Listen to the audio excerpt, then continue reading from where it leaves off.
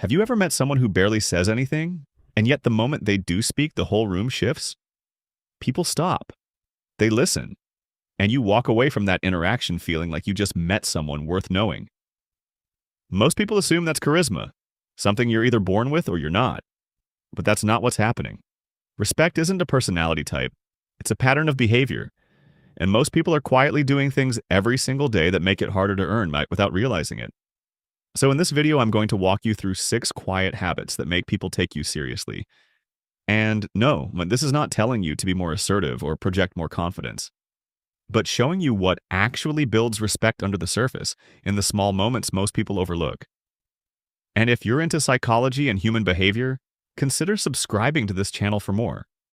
Habit 1. Keep your privacy. There's this idea that being open makes you relatable, and sometimes it does. But there's a version of openness that tips into something else, where you're sharing your struggles, your opinions, your personal life with almost anyone, almost immediately. And people pick up on that. Not consciously, but they do. What they notice is that you're not selective. And when you're not selective with your trust, people start to feel like they're not really receiving anything special from you. The people who earn quiet respect tend to have a little mystery to them. Ask them how they're doing and they'll say something real but brief. Ask about their personal life and they'll engage, but they won't hand you all the details. Not because they're arrogant, but because they're well composed. They let you wonder a little. And that feeling that there's more beneath the surface signals they're not for your validation, which almost automatically makes people want to take them seriously. Habit 2. Let results speak for themselves. Think about the last time someone told you how hard they'd been working on something before you'd even seen it, or mentioned an achievement within the first few minutes of a conversation, or made sure you knew what they contributed before the meeting was even over. There's nothing wrong with any of that on its own, but notice how it lands. There's a subtle neediness to it, a sense that they're not quite sure the work will speak for itself, so they're getting ahead of it. Now think about the person who just quietly delivers, who sends over something that's noticeably better than what was asked for and doesn't mention it, who finishes what they said they'd finish at the level they said they'd finish it, without narrating the effort it took. That person doesn't need to manage your perception of them. It makes you trust what they produce before they've even shown it to you. The difference isn't whether you talk about your work. Sometimes that's necessary and appropriate. The difference is whether you need to. Because here's what happens over time. Self-promotion has a ceiling. People start to discount it. They factor in that you're the one saying it. But a reputation built through consistent, quiet delivery, one where other people are the ones pointing to your work, that compounds. And the people who are taken most seriously over the longest period of time almost always got there the same way. Not by making sure people knew, but by making it impossible for people not to notice. Habit 3. Treat everyone with respect.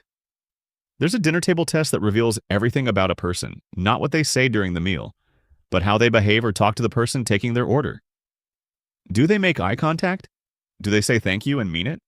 Or do they barely look up, speak in a clipped tone, and move on like that interaction didn't count? This one is easy to underestimate, but it's one of the most revealing habits on this list. Watch how someone treats a person who can do nothing for them, the server, the janitor, the stranger in the elevator. That moment, when there's no social incentive to be kind, tells you more about a person than almost anything else. And here's the thing, everyone else is watching too, even when they look like they're not.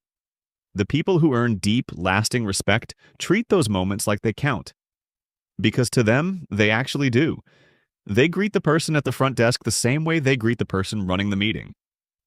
They say thank you to the intern without being prompted, not as a performance, just as a baseline. Consistent, genuine respect across every level is not just good character. It's one of the most quietly powerful signals that make people want to take you serious. Habit 4. Follow through on small commitments. This is where a lot of people slowly lose the respect they've built. You tell a colleague you'll send over that document later today, then you don't. A friend mentions they'd love your recommendation for a good book. You say you'll text it to them, but you forget. Someone asks you to be somewhere important at 7. You show up at 9:20 and blame the bad traffic. None of these feel like a big deal in the moment, but in the back of the person's mind, a quiet calculation is happening. One they're probably not even conscious of. Can they actually count on you? Is your word worth anything? And most people never find out that the answer has quietly become no. The people who are taken seriously have figured something out that most people haven't.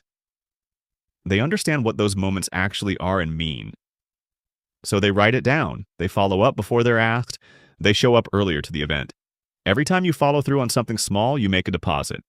Every time you don't, you make a withdrawal. And the account people keep on you.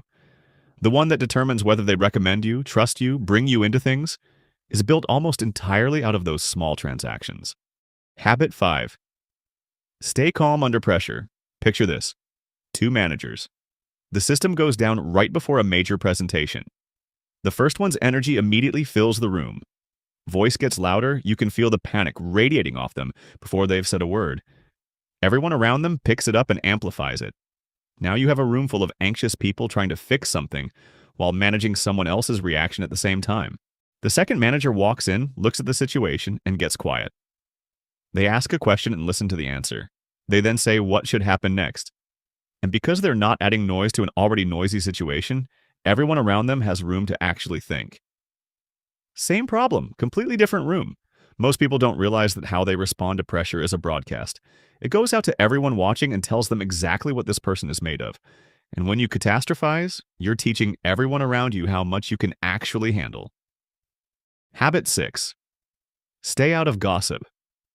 If you only remember one thing from this video, I'd want it to be this.